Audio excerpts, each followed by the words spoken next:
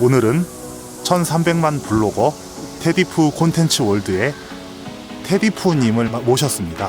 오늘 이곳 아차산 어린이 대공원에서 테디푸님을 만나서 블로그 운영 노하우와 그동안 어떻게 살아오셨는지 좀 듣는 시간을 갖도록 하겠습니다. 안녕하세요. 네, 안녕하세요. 저 테디푸의 블로그 운영자 테디푸입니다. 지금 어떤 블로그를 운영하고 계신가요? 저는 2008년에 대학생활 블로그로 시작을 했었고요. 중간에 맛집이나 뭐 여행, IT, 다양한 상품 리뷰 등을 하다가 그러면서 좀 상업적인 블로그로 활동을 하다가 지금은 블로그가 조금 검색이 막히면서 그냥 자숙하면서 제가 쓰고 싶은 글들을 쓰고 있는 블로거입니다. 저품질에 걸렸다는 말씀이신 거죠? 정확히 말하면 저품질은 아니에요. 근데 이제 블로그를 썼을 때 제일 위에 나오지 않고 한 대여섯 번째에 나온다던가 뭐 그런 식으로 해서 저의 사기를 좀 떨어뜨리는 블로그가 됐죠. 아까 말씀하셨지만 그 이유가 뭐 상업적이란 건가요? 네네네. 뭐 맞아요. 상업적 블로그. 뭐 좀 자세히 말씀해 주시죠. 다들 돈 벌어먹고 살잖아요. 이게 뭐 원고 받아서 쓰고 그다음에 본인이 경험하지 않은 것에 대해서도 경험한 것처럼 쓰셨다는. 사실 뭐 경험하지 않았던 것들도 제가 꼭 강릉에 있는 횟집을 안 가봤어도 회의 맛은 알고 강릉을 가봤으니까 그냥 그런 거에 그런 것에 이제 입각해서 쓸 수 있는 부분도 있고 사실 뭐 원고가 그냥 오는 경우도 있고 저는 제가 좋은 블로그를 갖고 있었기 때문에 블로그로 잘 잉태를 해서 제가 생산을 해내면은 상위에 노출이 되는 좋은 블로거였지만 어느 순간부터 네이버가 귀신같이 잡아가지고 저를 아래로 내리더라고요. 그러니까 자연스럽게 광고가 끊겼다고 볼 수 잠시만요. 여기서 깊게 들어가면은 그러니까 독자에게는 강릉에 가지 않았지만 갔다고 하신 거잖아요. 뭐 그럴 수 있죠. 드라마나 뭐 영화도 다 픽션 아닙니까? 일종의 거짓말을 하시는 거라고 보면 되나요? 뭐 다양한 거짓말이 있을 수 있죠, 세상에.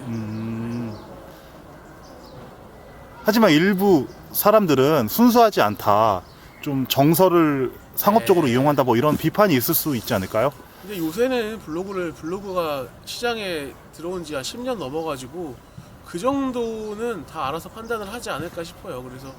그리고 사실 요새는 그래서 네이버 블로그를 많이 안 믿고 좀 뭐 인스타그램이나 뭐 그다음에 입소문 통해서 많이 들어서 가더라고요. 그렇습니다. 근데 좀 약간 대화가 이상하게 흐르고 있는. 근데 편집을 좀 해야 될 것 같아요. 좀 저희는 뭐 있는 그대로, 있는 그대로? 하다 보니까 기승전 하다가 이건 약간 중간쯤에 나와야 될 포인트인데 처음부터 바로 상업적인 블로그에 대한 이야기를 오고 가니까. 네, 뭐 물론 상업성도 본인이 당연히 인기가 네. 근데 왜 그러신가요? 제가 지금 뼈가 부러져서 여기 철심을 박았습니다. 그래서 오늘 퇴원했거든요. 근데 이렇게 염치 없이 오늘 퇴원한 사람을 지금 공원에 불러다 놓고 지금 잠시 기부스를 인터뷰를 위해서 지금 보신 기부스 거군요. 앞에 있는데 그 보호대를 풀고 지금 하고 있어요. 지금 그래도 포크너 작업실 구독자 여러분께 좋은 모습만 보여드리기 위해서. 감사합니다. 블로그를 운영하시면서 그동안 좀 힘든 점이 있으셨나요? 1300만 블로그까지 꾸리기까지. 아무래도 무명 연예인이 스타가 되기까지는 많은 그 뒤에서 남모르게 많이 고생을 해야 되는 걸로 알고 있어요. 저도 처음부터 잘 됐던 건 아니었거든요. 물론 그때는 블로거가 그렇게 많지 않던 시기여서 무명 기간이 좀 짧긴 했었지만 그렇게 해서 이제 어느 정도 그 업체에서 불러주는 인플루언서적인 블로거가 됐다가 중간에 이제 입사를 하게 되면서 블로거 한 5년 차 정도에 제가 취업을 하게 됐거든요. 그러면서 또 블로그를 좀 죽여놨었는데 그렇게 직장 생활하고 나서 블로그를 같이 운영을 해야겠다라는 거를 두 가지를 잡고 있었던 게 가장 힘들었던 것 같아요. 지금이야 직장 생활이 좀 안정이 돼서 같이 할 수 있고 능수능란하게 처리할 수 있지만 초반에는 직장 생활도 처음이고 블로그는 블로그대로 해야 된다는 압박감이 있는데 결국 못했거든요. 그때는 그런 것도 있고 해서 뭐 피곤하고 회식 마치고 와서 밤에 쓰다가 컴퓨터 앞에서 잠들고 막 이랬던 적이 한두 번이 아니에요. 당시 어떤 뭐 의무적으로 쓰셔야 되는 게 있었나요? 회식 끝나고까지 써야 할?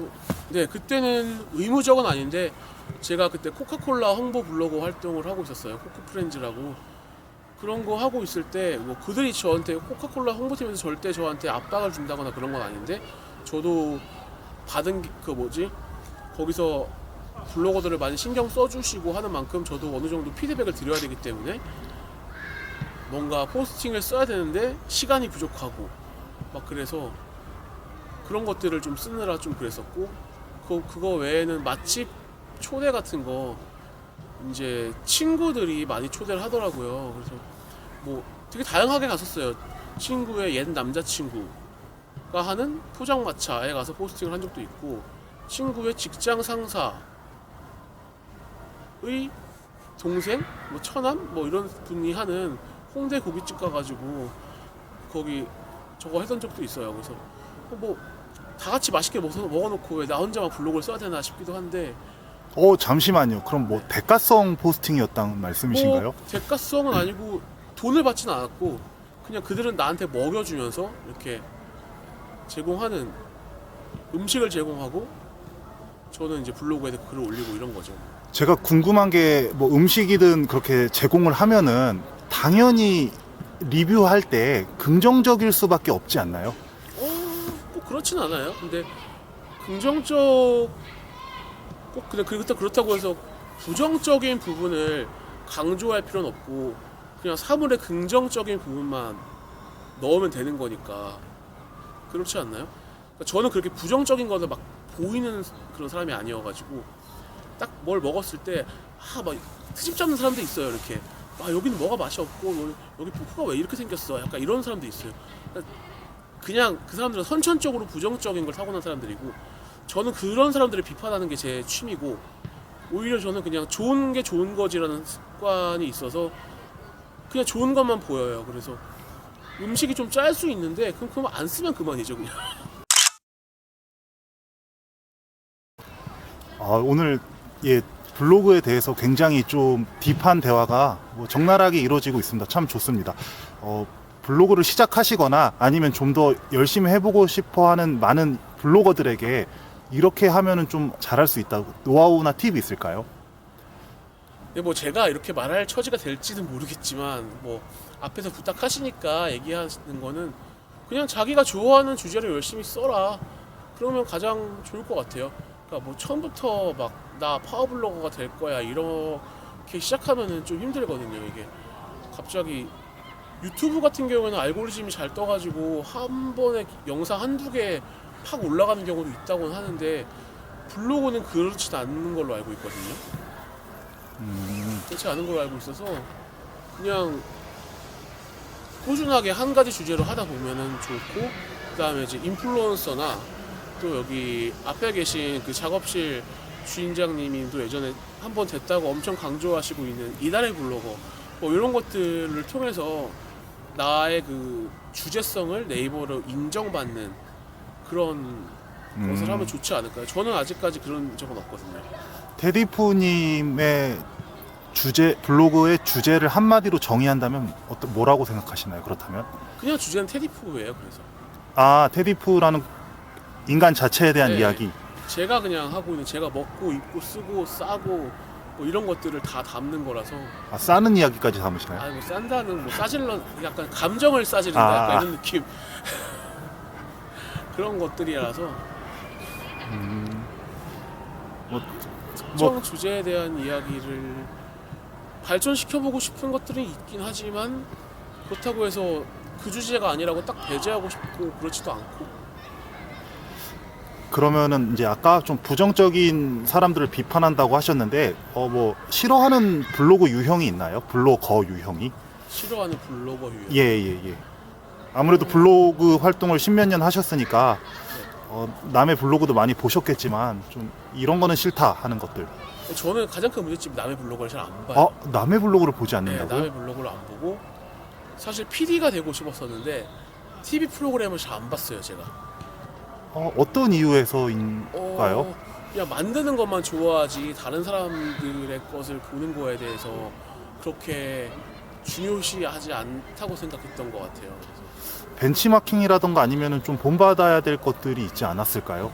가끔 보다 보면 하나 두 개씩 이제 쏙쏙 들어오는 것들이 있는데 그 이외의 것들은 그렇게까지 뭐 내가 이 사람을 본받아야겠다 이렇게 가야겠다 이런 거는 크게 다가오진 않는 것 같아요. 그래서 롤 모델도 없고 저는 그렇습니다. 아, 그냥 내가 가는 게 곧 나의 그냥 길이다. 정도다. 네. 이런 마인드로 받아들이겠습니다. 자, 그러면은 이제 앞으로 블로그와 유튜브를 지금 함께 운영하고 계시잖아요. 그리고 뭐 인스타그램이나 이런 개인적인 SNS도 있는 것으로 알고 있는데 이런 거의 운영 방향성이라던가 좀 밸런스 이런 거를 좀 듣고 싶습니다.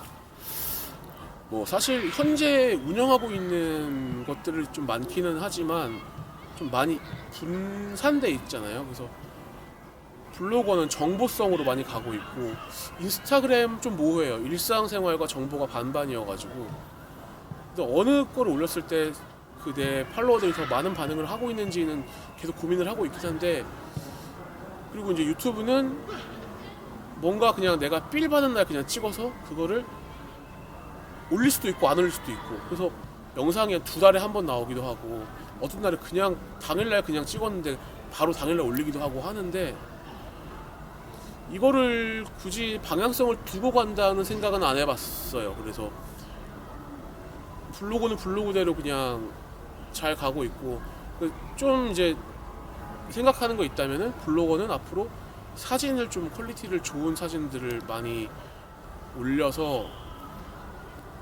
그 글을 좀 줄이고 요새 또 사람들이 보는 게 생각보다 글을 많이 읽지 않길래 글을 줄이고 사진을 강조를 하는 것도 있고 하면 좋을 것 같고 유튜브 같은 경우에는 그래도 고프로 같은 거라도 사서 일상생활을 좀 담아볼까 생각하고 있기도 해요. 그러면은 궁극적으로 SNS를 왜 하시는 건지요? 결국은 나중에 봤을 때 지금 30대, 40대의 제 모습을 나중에 추억하기 위해서인 것 같아요. 그러니까 어제 갑자기 가만히 생각이 들었는데 2009년 9월에 홍보대사 같이 하던 친구들이랑 저기 어린이 대공원역 2층에 있던 오락실을 갔던 기억이 있어요. 갔고 그리고 이제 옆에서 떡볶이도 먹고 했었는데 그날 무슨 대화를 나눴는지는 아마 아무도 기억하지 못하고 있을 거예요. 저도 기억이 안 나고. 근데 그런 영상으로 담아놓으면 그런 순간을 계속 기억을 할 수가 있고 물론 무슨 의미냐고 말할 수 있겠지만 그냥 잊어버릴 수도 있는 인생의 한순간을 그냥 영원히 기억한다? 이런 게 하나의 목적이 아닌가 싶습니다. 약간 과거 지향적인 느낌으로 받아들이면 되는 건가요? 그렇죠. 과거의 한 가지 장면을 남기고 내가 젊었을 적 모습을 남기고 그러는 거. 우리는 계속 늙어가잖아요. 언제까지 이 모습일 수가 없기 때문에 지금의 모습을 사랑하고 남기는 게 되게 중요하다고 생각을 해요. 오늘 많은 얘기를 심도 있게 하셨는데 죽기 직전 어떤 블로그란 말을 듣고 싶습니까? 생각을 안 해보신 것 같긴 한데 네네. 뭐 굳이 얘기하자면은 그냥 최선을 다한 굳이 얘기하자면 최선을 다한 블로거라는 이야기를 듣고 싶네요. 이게 토를 달자면 어쨌든 한 가지 분야로 성공하기는 힘들기 때문에 내 인생을 내가 잘 담았으면 가장 좋은 거 아닌가. 블로그를 하기 시작한 목적도 나이 70 먹어가지고 젊었을 때 내 모습 보면서 희덕거리는 게 좋을 것 같아서 시작한 거였었거든요.